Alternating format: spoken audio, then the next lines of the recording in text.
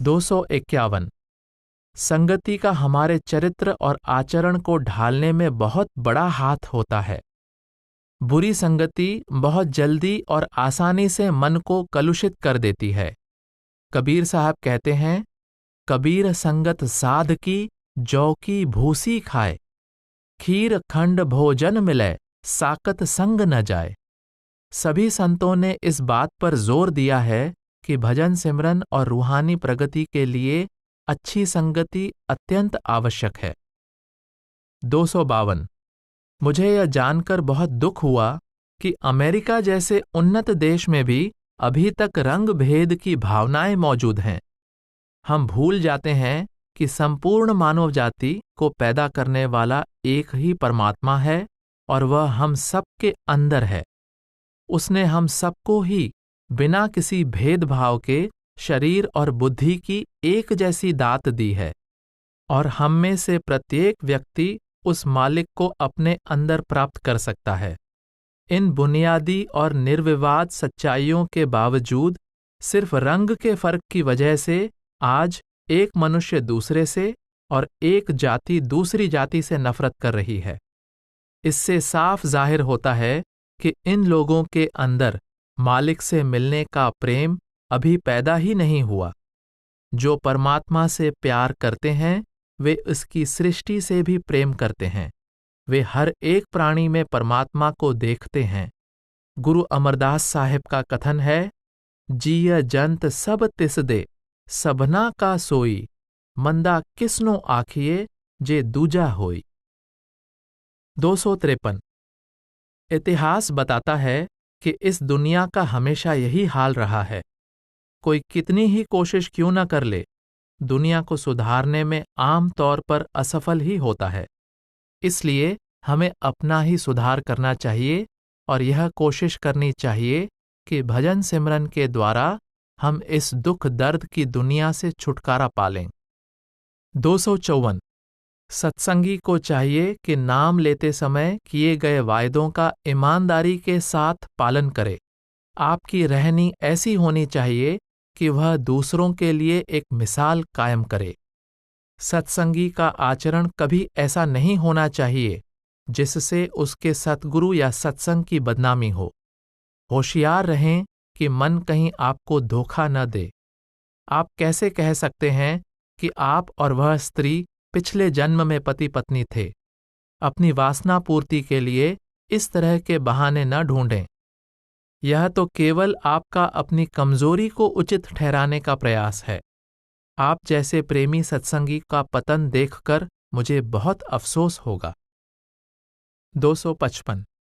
आप खुशी से किसी भी गिरजे, सभा या उत्सव में जा सकते हैं, बशर्ते कि नाम लेते समय की गई अपनी चारों प्रतिज्ञाओं पर दृढ़ रहें। मृत्यु के बाद हम अपने मित्रों और रिश्तेदारों को जीवित अवस्था की अपेक्षा ज्यादा आसानी से पहचान लेते हैं, क्योंकि तब हम आत्मा की आंख से देखते हैं। आपके अनुसार आपको पीटर ने दर्शन देकर जो कहा, उसके बारे में आप खुद ही सोच सकते हैं कि क्या कभी परमात्मा अपने जीवों की हत्या करने का उपदेश देगा? मनुष्य, पशु, पक्षी सभी उसके बच्चे हैं। यह मनरूपी शैतान ही है जो हमारे अंदर बैठा है और हमें बहकाने की कोशिश कर रहा है।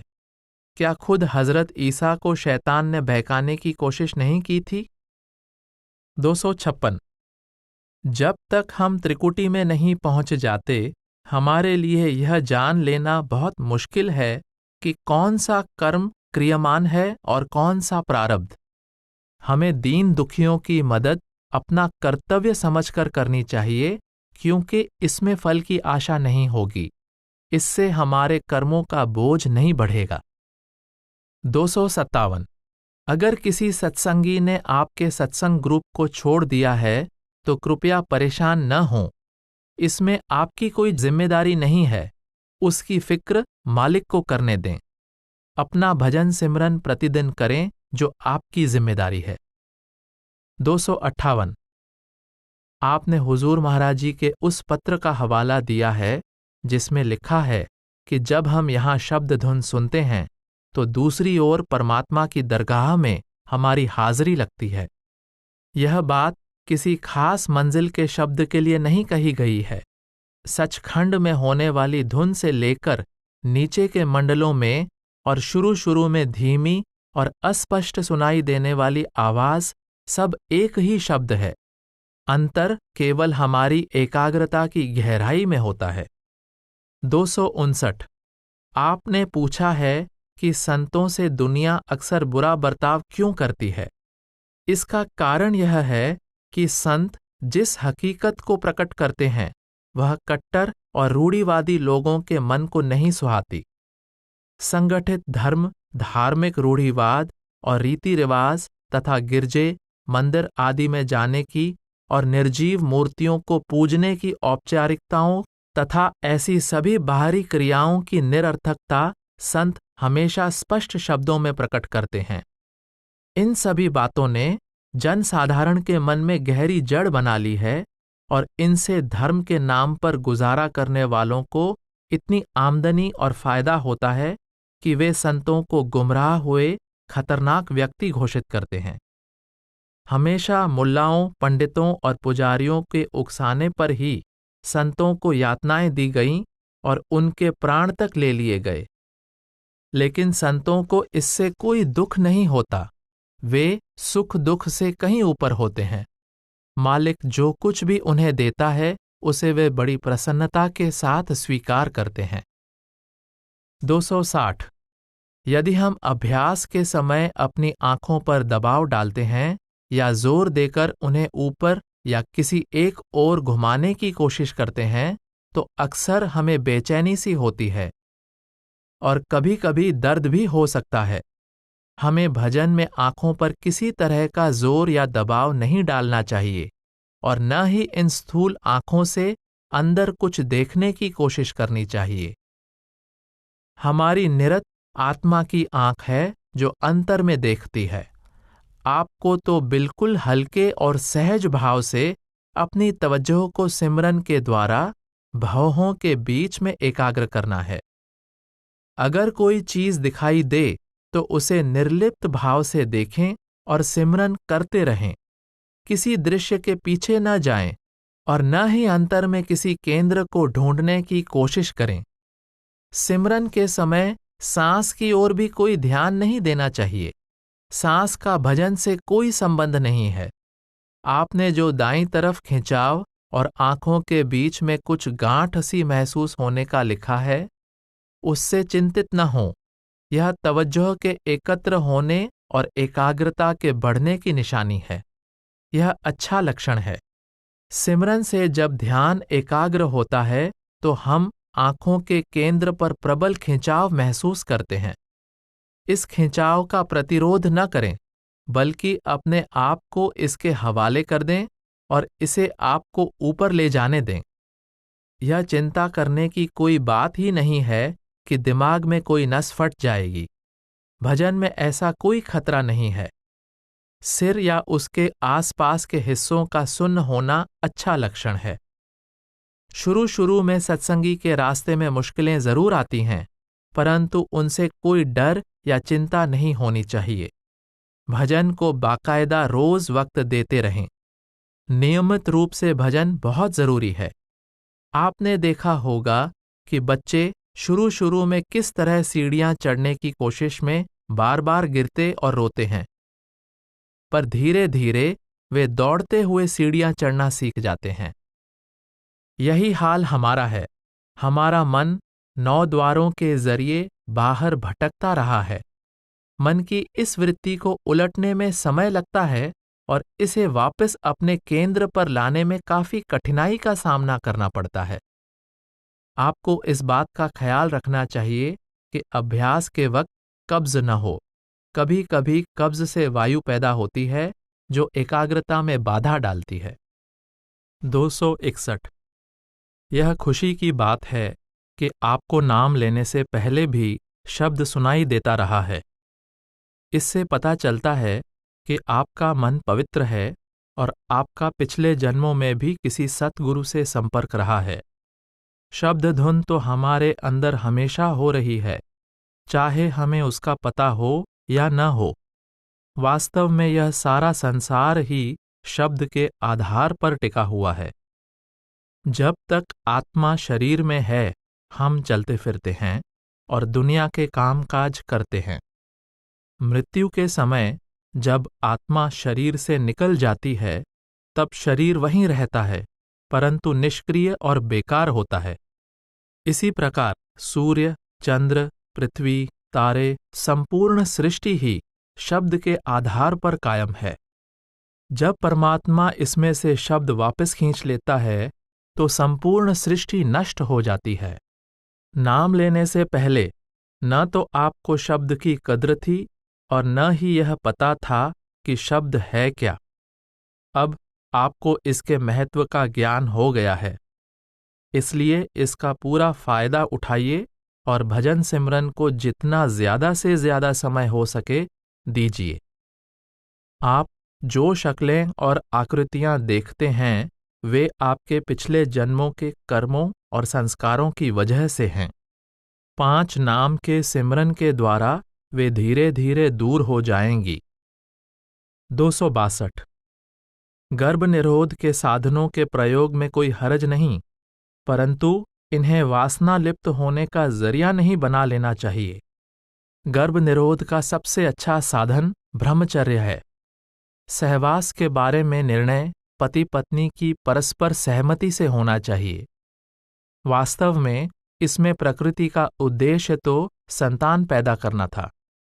सत्संगी पति पत्नी को जहां तक हो सके इससे परहेज करना चाहिए, परंतु यह बात पति और पत्नी के बीच मतभेद का कारण नहीं बननी चाहिए। इस विषय में उनके आचरण का आधार आपसी सहमति होना चाहिए। 263। अपनी माता के एहसानों का बदला हम पूरी तरह कभी नहीं चुका सकते। माता के प्रति अपने कर्तव्य पालन को कभी न भूलें। 264। जहां तक हो सके लोगों को मदिरा पिलाने का व्यवसाय नहीं करना चाहिए। विभिन्न कंपनियों के हिस्सों यानी कि शेयरों में रुपया लगाने में कोई हर्ज नहीं है। 265। अपनी माता की मृत्यु के समय उनके पलंग के पास बैठकर सिमरन करके आपने कोई गलत कार्य नहीं किया। इससे मरते हुए व्यक्ति को भी फायदा पहुंचता है, परंतु सिमरन इस तरह नहीं करना चाहिए कि किसी गैर सत्संगी को सुनाई दे या पता चले। 266। आप शौक से चर्च की सर्विस यानी उपासना या अन्य समारोहों में शामिल हो सकते हैं, परंतु जब भी संत मत के मूल सिद्धांतों का सवाल पैदा हो तो उनके पालन में कोई समझौता न करें। शराब किसी भी हालत में नहीं लेनी चाहिए।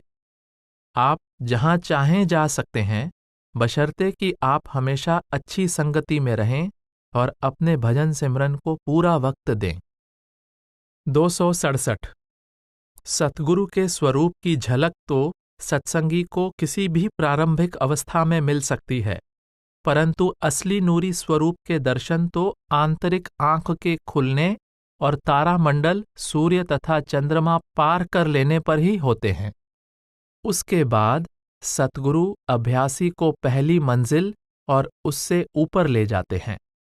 जहां तक काले और गोरे का सवाल है, ये सब भेदभाव मनुष्य के अपने बनाए हुए हैं। परमात्मा की दृष्टि में सभी जीव समान हैं। परमात्मा एक है और उसने सब मनुष्यों को हाथ, पांव, आंखें, कान, बुद्धि आदि देकर एक जैसा बनाया है। वह सबके अंदर मौजूद है और उसे पाने का रास्ता भी हर एक के अंदर है। रंग रूप का अंतर विभिन्न देशों की अलग अलग जलवायु के कारण है, वरना हर एक मनुष्य का परमात्मा के साथ संबंध एक समान ही है। सत्संगी के हृदय में तो किसी भी मनुष्य के प्रति नफरत या जातीय भेदभाव के लिए स्थान नहीं होना चाहिए। परमात्मा सबके अंदर है। अगर फिर भी कोई व्यक्ति किसी मनुष्य से नफरत करता है, तो वह उसके अंदर मौजूद परमात्मा से नफरत करता है। ऐसे व्यक्ति के मन में अभी परमात्मा का प्यार पैदा ही नहीं हुआ है। 268। सतगुरु द्वारा जिज्ञासु को नामदान के लिए स्वीकार कर लेने के बाद प्रतिनिधि की जिम्मेदारी खत्म हो जाती है। फिर सतगुरु के साथ प्रतिनिधि और नए सत्संगी का संबंध एक समान होता है। यदि नया सत्संगी सतगुरु को छोड़ दे तो भी प्रतिनिधि पर कोई रूहानी जिम्मेदारी नहीं आती, क्योंकि नामदान के बाद सतगुरु कभी सत्संगी को नहीं छोड़ते। सत्संगी के साथ सतगुरु का संबंध स्थायी और अटूट है। अगर कोई सत्संगी संत मत के उसूलों के खिलाफ चलता है और भजन नहीं करता, तो वह केवल अपनी ही प्रगति में रुकावट डालता है और वापस अपने निज घर पहुंचने में बाधा डालता है। पूरे सतगुरु जब किसी के अंतर में नाम रूपी बीज बो देते हैं तो वह बीज कभी नष्ट नहीं होता। वह देर सवेर जरूर अंकुरित होता है और अंत में सतगुरु उसे अवश्य सचखंड पहुंचाएंगे। ऐसा कौन होगा जो इस दुख दर्द की दुनिया से जल्दी छुटकारा नहीं चाहता। 269। अगर सत्संगी आपके सत्संग में न आए तो उदासी या अकेलापन महसूस न करें, बल्कि इस एकांत का लाभ उठाएं और यह समय भजन में लगाएं। आप सत्संग की पुस्तकें अकेले पढ़ सकते हैं। भजन सिमरन को जितना ज्यादा से ज्यादा समय दे सकें दें। आस बेगानी छोड़कर शरण राम की ले। 270। जो सत्संगी प्रेम और श्रद्धा के साथ भजन सिमरन करता रहा है और अपने दैनिक जीवन में संत मत के सिद्धांतों पर स्थिर रहा है, उसकी मृत्यु के समय सतगुरु जरूर दर्शन देंगे। अगर ऐसा सत्संगी अंतर में विशेष प्रगति न भी कर सका हो, परंतु सतगुरु में उसका प्रेम और विश्वास दृढ़ है, तो मृत्यु के समय सतगुरु उसे लेने जरूर आते हैं। परंतु जिस व्यक्ति ने संत मत के सिद्धांतों के विपरीत आचरण किया है, जो शाकाहार पर स्थिर नहीं रहा है और जिसने जीवन में न कभी सतगुरु को याद किया और न ही भजन सिमरन की कभी फिक्र की, क्या ऐसा व्यक्ति सत्संगी कहलाने का अधिकारी है? मौत के वक्त सतगुरु के दर्शन और संभाल का वह कोई दावा नहीं कर सकता। सतगुरु की मौज है कि वह दया करके मौत के समय उसे दर्शन दें या न दें, परंतु सतगुरु उसे छोड़ेंगे नहीं। ऐसे व्यक्ति को फिर से मनुष्य जन्म मिलेगा और वह पहले से ज्यादा पवित्र मन वाला तथा सतगुरु के प्रति ज्यादा भक्ति भाव वाला होगा।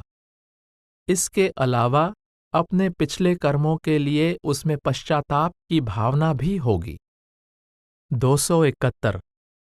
जो स्वप्न आपने देखे हैं और जिन्हें कुछ सत्संगी एकाग्रता प्राप्त करने की कोशिश करते हुए देखते भी हैं, वे अधिकतर पिछले कर्मों और संस्कारों की वजह से होते हैं। जैसे जैसे हम सूक्ष्म लोकों की ओर बढ़ते हैं, ये संस्कार हमारे आगे आना शुरू हो जाते हैं। चाहे ये स्वप्न किसी तरह के भी हों, हमें इनकी ओर ध्यान नहीं देना चाहिए और मन को शब्द धुन सुनने में लगाए रखना चाहिए। यही नहीं, बल्कि ऐसे अनुभवों के समय सिमरन भी करने की कोशिश करनी चाहिए। ये दृश्य मार्ग में आते जाते रहते हैं। हमारा उद्देश्य तो शब्द धुन के सहारे सीधे ऊपर चढ़ते जाना है। इन प्रिय या अप्रिय दृश्यों से हमें अपने मार्ग से भटकना नहीं चाहिए। 272। सर्दी और बुखार से घबराएं नहीं। आपके नामदान से इनका कोई संबंध नहीं है। पिछले कर्मों की वजह से ये तकलीफें आती जाती रहती हैं। 273। जहां तक संतान पैदा करने पर नियंत्रण का सवाल है, सबसे अच्छा नियंत्रण तो ब्रह्मचर्य है।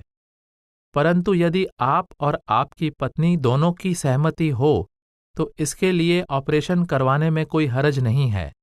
इससे कर्मों में बाधा नहीं आती। 274। मन की वृत्ति बाहर की ओर होती है, शब्द का रुख अंदर की ओर है। हजारों जन्मों से मन हम पर हावी रहता आया है और नियंत्रण स्वीकार करना उसके लिए आसान नहीं है। फिर भी धीरे धीरे उसे शब्द के अधीन होना ही पड़ेगा और तब हमारा काम काफी आसान हो जाएगा। यह याद रखना चाहिए कि केवल इस जीवन में की गई कोशिशों और इच्छाओं की वजह से ही हमें नाम नहीं मिलता, बल्कि उन संस्कारों की वजह से मिलता है जो पिछले कई जन्मों से हमें इस ओर ला रहे हैं। अब वे संस्कार फलीभूत हुए हैं और आपको नाम की दात मिली है। अब अगला कदम आपको उठाना है और आंतरिक बल जागृत करके अपने आप को इस बख्शीश के योग्य साबित करना है। तरक्की कितनी हुई है इसकी चिंता सत्संगी को नहीं करनी चाहिए, क्योंकि ऐसा करने से विश्वास के बजाय बुद्धि का प्रभाव बढ़ता है, मन फैलता है और हमारा ख्याल दूसरी ओर चला जाता है। हमें तो अपने मन की सभी वृत्तियों को शब्द में एकाग्र करना है ताकि यह सफर जल्दी तय कर सकें। हाँ, आपको अपने कर्तव्य जरूर पूरे करने चाहिए और दुनिया के सभी कार्य भी, लेकिन हमें इनमें ही उलझकर नहीं रह जाना चाहिए। यही सफल जीवन की कुंजी है। 275 तारामंडल, सूर्य और चंद्र को पार करके उस स्थान पर पहुंचने से पहले भी जहां सतगुरु के नूरी स्वरूप का मिलाप होता है, कभी कभी सतगुरु अपनी दया मेहर से हमें दर्शन दे देते हैं। यह सब उनकी दया मेहर पर निर्भर करता है, परंतु इस महान वरदान को हमेशा के लिए प्राप्त करने के लिए हमें तारामंडल, सूर्य और चंद्र को पार करना होगा। नियम और कानून हम पर लागू होते हैं, सतगुरु पर नहीं। वह जब चाहे हमें दर्शन दे सकते हैं। एक चिथड़ों में लिपटा भिखारी अपनी मर्जी से बादशाह के महल में नहीं जा सकता, पर बादशाह को अपने महल से उतरकर भिखारी की झोंपड़ी में जाने से कोई नहीं रोक सकता। 276 किन्हीं खास परिस्थितियों में उपवास करना अच्छा है, लेकिन लंबे उपवासों से कभी कभी फायदा कम और नुकसान ज्यादा होता है। हर बात में सामान्य रहना सबसे अच्छी नीति है। भोजन आमतौर पर हल्का होना चाहिए। कभी कभी उपवास करना स्वास्थ्य के लिए अच्छा हो सकता है, परंतु इससे केवल शरीर की ही सफाई होती है। मन की सफाई के लिए एक और तरह के उपवास की जरूरत होती है, वह है आंख, कान तथा इंद्रियों का उपवास, अर्थात इंद्रियों के भोगों से परहेज। 277 कुछ लोगों को मंजिल तक पहुंचने में दूसरों की बनिस्बत ज्यादा वक्त लगता है, लेकिन पहुंचना बिल्कुल निश्चित है। कृपया अपने सांसारिक कर्तव्य निभाते रहें और प्रेम और लगन के साथ भजन सिमरन बराबर करते रहें। आप शीघ्र पाएंगे कि सतगुरु आपसे दूर नहीं हैं। असल में सतगुरु तो हमेशा सत्संगियों के अंग संग हैं, पर जब तक उनके मन की कुछ सफाई नहीं हो जाती, वे सतगुरु को देख नहीं सकते। सफाई करने का सबसे अच्छा साधन सिमरन है। अगर प्रेम और लगन के साथ सिमरन किया जाए तो इससे आपकी अधिकांश समस्याएं हल हो जाएंगी। 278 कृपया अपने मृत संबंधियों को बिल्कुल भूल जाएं और उनके विषय में सोचें तक नहीं। अपना पूरा ध्यान भजन और परमात्मा की प्राप्ति की ओर लगाएं, जो मनुष्य जीवन का प्रमुख और असली उद्देश्य है। अगर आप अपने मृत कुत्ते के प्रति मोह त्याग देंगे तो इससे आपको भजन में मदद मिलेगी। उसके लिए प्रार्थना करने से उसके प्रति आपका मोह बढ़ेगा। उसे मालिक की मौज पर छोड़ दें। 279 अगर आपको कमरे में दूसरों की उपस्थिति का एहसास नहीं होता तो अभ्यास के लिए बिल्कुल एकांत की जरूरत नहीं है, परंतु कभी-कभी दूसरों की उपस्थिति का एहसास अभ्यास में बाधक होता है और हम ध्यानपूर्वक भजन नहीं कर पाते। 280 जो कुछ होना है वह पहले ही भाग्य में लिखा जा चुका है। इसलिए हमें कभी चिंता नहीं करनी चाहिए, बल्कि हमेशा ईमानदारी के साथ ठीक काम करने की कोशिश करनी चाहिए और परिणाम मालिक के हाथों में छोड़ देना चाहिए। 281। जिद्दी मन से लड़ाई बेशक बहुत कठिन है, परंतु जीत का फल भी उतना ही महान है। रास्ते में रुकावटें जितनी बड़ी होती हैं, मंजिल पर पहुंचने का आनंद भी उतना ही अधिक होता है। 282। भजन से मन के विकारों का नाश होता है। जब परमात्मा के लिए प्रेम जाग उठता है तो वासनाओं का जोर अपने आप कम हो जाता है। इसलिए जब भी आप किसी ऐसे कार्य में न लगे हों जिसमें आपके ध्यान की जरूरत हो, अपने मन को सिमरन में लगाए रखें। 283। आपको अपने मोह और आसक्तियों से ऊपर उठना चाहिए और पवित्र तथा सदाचारपूर्ण सत्संगी जीवन बिताना चाहिए। वासनापूर्ण आसक्तियां रूहानी तरक्की के रास्ते में जबरदस्त रुकावट हैं। उस व्यक्ति की संगति से जहां तक हो सके दूर रहने की कोशिश करें। अगर आप अपने व्यवहार से उसे अपने से विमुख कर सकें और इस प्रकार दोनों के बीच में दूरी पैदा कर सकें तो इससे आपको मदद मिलेगी। अच्छा तो यह होगा कि आप उसके बारे में बिल्कुल ना सोचें। जब भी मन में उसका ख्याल आए, आप सिमरन के द्वारा अपने ध्यान को आंखों के केंद्र पर ले जाने की कोशिश करें। आंखों के केंद्र को अपनी सुरक्षा का स्थान या किला समझें और हमेशा इसमें ऐसे पनाह लेने की कोशिश करें जैसे बाज के द्वारा पीछा किए जाने पर कबूतर किसी सुरक्षित स्थान में पनाह ले लेता है। 284। आपने किसी के कहने पर कैसे यह विश्वास कर लिया कि संत मत पर चलने के लिए ऊंचा चरित्र और पवित्र जीवन जरूरी नहीं है, जबकि संत मत में तो नाम लेते समय ही उच्च चरित्र और पवित्र जीवन का प्रण लेना पड़ता है। जब तक सत्संगी का जीवन निष्कलंक और पवित्र न हो, रूहानी तरक्की हो ही नहीं सकती। चरित्रहीनता इस मार्ग में बहुत बड़ी बाधा है और इसको जड़ से मिटा देना जरूरी है। यह सोचना गलत है कि सत्संगी को न तो अपने अनैतिक आचरण की चिंता करनी चाहिए और न ही बाइबल के 10 आदेशों में से किसी पर भी ध्यान देने की जरूरत है। इसके विपरीत सत्संगी को तो इन नियमों का पालन करते हुए बहुत कुछ और भी करना है। पवित्र जीवन, उच्च चरित्र आदि का ख्याल तो इसलिए रखना पड़ता है कि कर्मों का बोझ और न बढ़े, परंतु सत्संगी को अपने तन और मन रूपी पात्र को इस प्रकार साफ करने के साथ ही उसमें नाम के अभ्यास का अमृत भी डालना है। अगर हमारा पात्र संचित कर्मों और हीन वासनाओं की गंदगी से भरा हुआ है और ऊपर से नेक रहनी के विरुद्ध और 10 आदेशों के विपरीत आचरण के द्वारा एकत्रित कर्म और मलिनता से भी लबालब भरा है, तो फिर उसमें परमात्मा के लिए जगह कैसे हो सकती है। परमात्मा हम पर निरंतर दया मेहर की वर्षा कर रहा है, परंतु अगर हम बर्तन को स्वच्छ न रखें तो हम उस दया मेहर और बख्शिश को न तो पात्र में संभाल कर रख सकते हैं और न ही उससे लाभ उठा सकते हैं।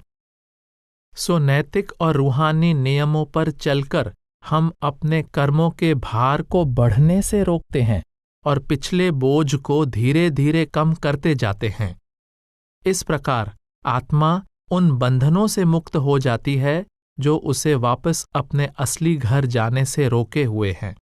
आदि में हम सब एक ही थे, फिर हम उस एक हकीकत से अलग हो गए और हम में से हर एक ने अपने ऊपर कर्मों के बेशुमार गिलाफ या आवरण चढ़ा लिए। किसी के कर्म ज्यादा हैं, किसी के कम, पर हम सभी का बोझ अति भारी है, जो केवल एक जीते जागते देह स्वरूप सतगुरु की दया मेहर और रहनुमाई से ही दूर हो सकता है। कर्मों के इन आवरणों की तुलना जंग और कीचड़ की बहुत सी मोटी तहों से की जा सकती है। जैसे जैसे प्रेम और श्रद्धा के साथ रूहानी अभ्यास करके हम इन तहों को हटाते हैं, वैसे वैसे हम परमात्मा से एकता की अपनी मूल अवस्था के निकट आते जाते हैं। ऊपर कही बातों से यह भी स्पष्ट हो जाता है कि निर्मल या नग्न आत्मा का क्या तात्पर्य है। वस्त्र धारण करने या न करने से इसका कोई संबंध नहीं है। इसका मतलब उस आत्मा से है जिस पर से युगों से इकट्ठे किए गए कर्मों के सभी आवरण उतर चुके हैं। इसलिए जब आत्मा पर से ये सब आवरण उतर जाते हैं तो उस मुक्त आत्मा को निर्मल या नग्न आत्मा कहते हैं। 285 अभ्यास के समय काम वासना पूर्ण कोई विचार मन में नहीं आना चाहिए।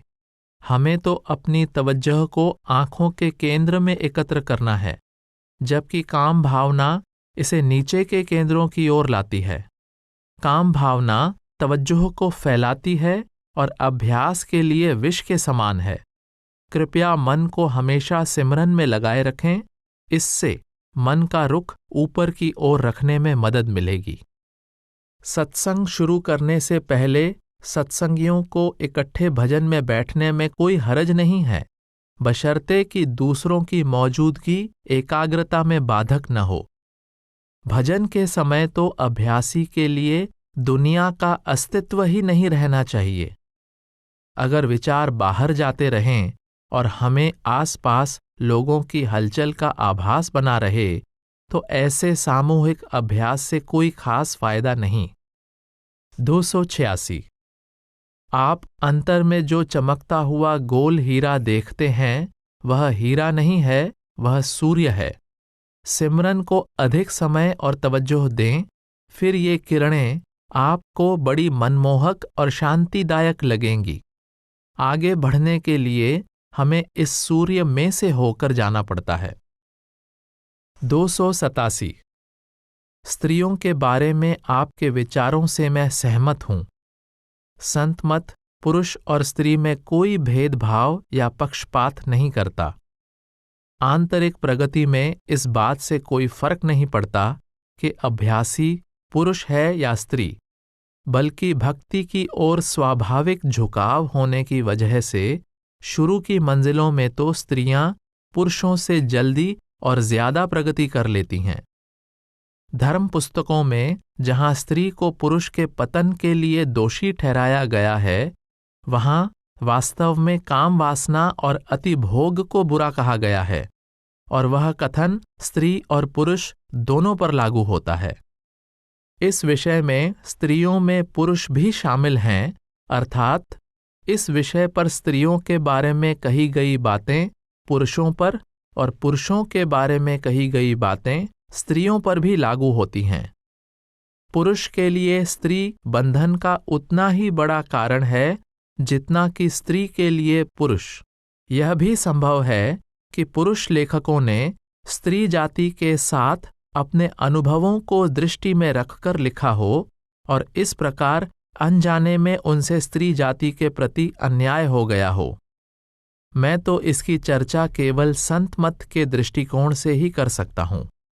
मैं नहीं जानता कि सांसारिक दृष्टिकोण से वैवाहिक संबंधों में स्त्री को पुरुष से नीचा दर्जा क्यों दिया जाता है, परंतु सफल और सुखी विवाहित जीवन के लिए दोनों जीवन साथियों में आपसी सहयोग, सद्भाव और सहमति बहुत आवश्यक है।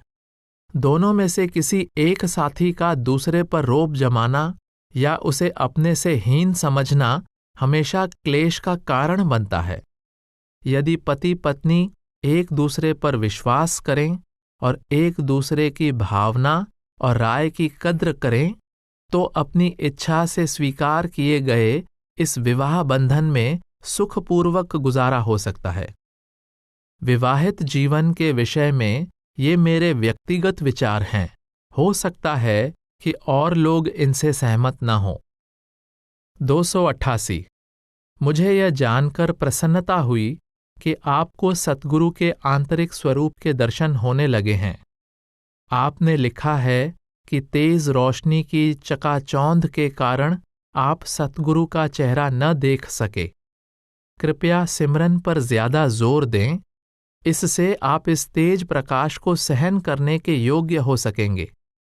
1.5 घंटा सिमरन को और कम से कम आधा घंटा भजन को दें। अभ्यास में नियमित रहें ताकि आपकी प्रगति बनी रहे। 289। अगर आपको अपने पति के लिए मांस पकाना ही पड़ता है तो उसे बनाते समय मन को सिमरन में रखें। जब तक आप खाना बनाएं, सिमरन करती रहें। इससे आपको फायदा होगा और खाने वाले को भी। आपने जो दृश्य देखे वे सब सही हैं, लेकिन उन्हें कोई विशेष महत्व न दें। जब ऐसे दृश्य आपके सामने आएं, तो मन को पूरी तरह से सिमरन में लगाए रखें। ये दृश्य अंतर में आपके मन के फैलाव के सिवाय और कुछ नहीं। 290। हर एक मनुष्य के जीवन में परीक्षा की घड़ी और मुसीबत के क्षण आते हैं, जिनका सामना बहादुरी और साहस के साथ करना चाहिए। संत मत के उसूलों को हमेशा याद रखें और कभी हार न मानें। सत्संगी का पूरा जीवन ही मन और मन की हीन वृत्तियों के विरुद्ध एक संग्राम है। जब हम सच्चे दिल से कोशिश करते हैं तो मालिक भी हमेशा मदद करता है। 291। कृपया अपने बीते जीवन पर शोक न करें, बल्कि उससे शिक्षा लें और जीवन का जो समय बचा है उसका पूरा सदुपयोग करें। जितनी ज्यादा तवज्जो आप सिमरन में रखेंगे, शब्द भी उतना ही ज्यादा स्पष्ट सुनाई देगा। अपने आप को शब्द के हवाले कर दें, यह हमेशा आपके साथ है। 292। हमारी आत्मा अपने मालिक से करोड़ों वर्षों से बिछुड़ी हुई है और अब उस पर कर्मों की बहुत मोटी परत चढ़ी हुई है। यह परत काफी लंबे अरसे तक भजन सिमरन करके ही उतारी जा सकती है। अगर हम प्रतिदिन भजन को पूरा समय दें तो धीरे धीरे आत्मा का आंतरिक प्रकाश इन आवरणों में से छन छन कर आने लगता है और इस प्रकार एक दिन सभी आवरण उतर जाते हैं और आत्मा परमात्मा में लीन हो जाती है। मृत्यु के बाद सूक्ष्म लोकों में रहते हुए रूहानी तरक्की की गति उस तरक्की के बनिस्बत बहुत धीमी होती है जो हम जीते जी इस स्थूल शरीर में कर सकते हैं। मनुष्य शरीर में रहते हुए जितना मार्ग कुछ वर्षों के भजन से तय किया जा सकता है, उतना ही रास्ता तय करने के लिए सूक्ष्म शरीर में कई शताब्दियां लग जाती हैं। इसलिए बेहतर यही है कि हम अपना सफर जीते जी ही पूरा कर लें। भजन को जितना ज्यादा से ज्यादा समय दे सकें, दें। रूहानी तरक्की के लिए नियमित रूप से भजन बहुत जरूरी है। एक दिन का नागा भी तरक्की में रुकावट डालता है, सो भजन में एक दिन का भी नागा न होने दें। 293। यह खुशी की बात है कि आपने अपनी गलती महसूस कर ली है और भविष्य में फिर ऐसी भूल कभी न करने का निश्चय कर लिया है। सच्चा पछतावा और दोबारा गलती न करने का दृढ़ निश्चय ही असली माफी है। जो हो चुका है उसे बिल्कुल भूल जाएं। अब उस पर दुखी होने से कोई फायदा नहीं। अपना भजन सिमरन नियमित रूप से करें। भजन ही सच्चा पश्चाताप है और इससे ही सच्ची माफी मिलती है। इस बात का अब अपने दिल पर बोझ न रखें। ऐसी भूल जीवन में कभी कभी हो जाती है, परंतु बहादुरी और बड़ाई तो इसमें है कि एक बार अपनी गलती महसूस कर लेने के बाद प्रलोभनवश भूल दोहराई न जाए। 294। आपने जिन आंतरिक अनुभवों का उल्लेख किया है, जैसे तीसरे तिल पर झंझनाहट का एहसास, ऐसा लगना मानो इस स्थान पर कोई एक के अंदर एक गोल चक्र खींच रहा हो, मस्तक के बीच में और सिर की चोटी पर हल्का दबाव, सुंदर सुंदर रंग दिखाई देना, ऊपर खींचे जाने के एहसास तथा आकाश में उड़ने का अनुभव, ऐसी गुफा में से गुजरना जिसके आखिरी छोर पर प्रकाश है और शरीर के अंगों का सुन्न होना, ये सब अनुभव आंतरिक प्रगति के शुभ लक्षण हैं। 295 रूहानी प्रगति एक धीमी प्रक्रिया है जिसके लिए धैर्य, साहस और साथ ही नम्रता की जरूरत है। काम और क्रोध को जीतने की कोशिश करें। ये दोनों ही एकाग्रता के दुश्मन हैं। काम आत्मा और मन को नीचे खींचता है, क्रोध उन्हें फैलाता है, जबकि हमें तो मन और आत्मा को समेटकर ऊपर ले जाना है। 296 कृपया इस रूहानी विज्ञान का अच्छी तरह अध्ययन करें। इस मार्ग पर चलने से पहले बौद्धिक स्तर पर यह निश्चय हो जाना बहुत आवश्यक है कि यह मार्ग सच्चा और सही है। इसलिए मैं सलाह दूंगा कि नाम मांगने से पहले आप संत मत की सभी उपलब्ध पुस्तकों का विवेचनात्मक दृष्टि से ध्यानपूर्वक अध्ययन करें। 297 कृपया ऐसी योजना न बनाएं कि आप इस रूहानी सफर पर अगले जन्म में चलेंगे। परमात्मा ने जो आपको अनमोल अवसर दिया है, इसका अभी पूरा लाभ उठाएं। 298 उतार चढ़ाव तो हर मनुष्य के जीवन में कभी न कभी आते ही हैं, चाहे वे कारोबार में आएं, व्यक्तिगत जीवन में आएं या दोनों में। ये हमारे अपने ही कर्मों के फल हैं और इनका सामना साहसपूर्वक और खुशी खुशी करना चाहिए। वक्त हमेशा एक सा नहीं रहता। अगर अच्छे दिन हमेशा नहीं रहते तो बुरे दिन भी समय के साथ बीत ही जाते हैं। कृपया चिंता न करें, परमात्मा दया करेगा। अपने मौजूदा हालात में अपनी ओर से पूरी कोशिश करें और भजन सिमरन प्रेम तथा श्रद्धा सहित रोज नियम पूर्वक करते रहें। 299 जहां तक मालिक की मौज के अनुसार कार्य करने का सवाल है, अपने फर्ज ईमानदारी और सच्चाई के साथ अदा करें और परिणाम मालिक पर छोड़ दें। 300 स्वप्न में हम कोई बुरे कर्म इकट्ठे नहीं करते, परंतु कभी कभी सतगुरु दया करके हमारे कुछ प्रारब्ध कर्मों का भुगतान सपने में ही करवा देते हैं।